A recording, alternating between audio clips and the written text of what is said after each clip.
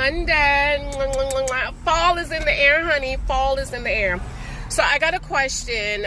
One of the ladies messaged me and she said, you have helped me to get out of an abusive marriage.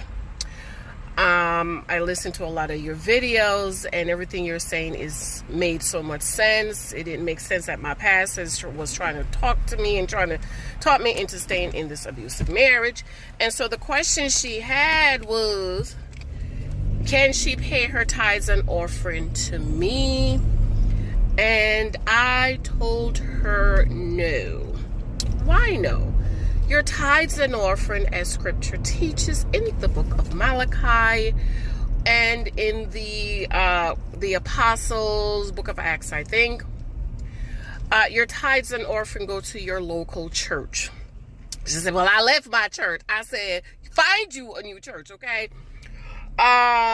You can leave your church because you were getting bad teaching and your pastor was forcing you to stay in bad marriages and stuff, but you can find another church. There's lots of other churches out here who are Bible-believing, teaching churches, and who is not teaching the old way of staying with your abusive See, the old church folk talk, you just pray, just pray.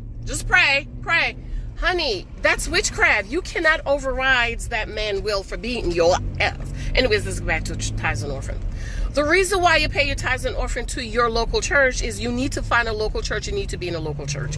Why your local church pastor is the one that's going to bury you, marry you, dedicate the babies and the grandbabies, bury your mama, your daddy, your cousin, come visit you in the in your hospital, and your tithes and offering is to go towards building up your local community. Okay, so no, you don't pay tithes and offering to pastors online or people you follow online. You can give them an offering, a blessing, and when I mean offering, you want to bless them or whatever.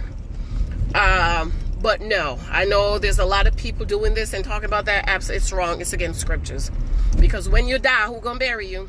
When you're in the hospital, who's coming to visit you and give you communion? When your crooked, jack-leg, drug-infested cousin get powwow in the street, who's going to bury them? Your local pastor, okay?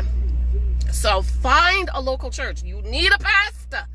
Can't get around that scripture. You need a pastor. You don't have to sit with your crooked, broke, dusty pastor who talking to sin, abuse, but you need a local pastor. Okay? Love you. Have a wonderful day, honey. I am just so fallish. I just love fall. Love you. Bye.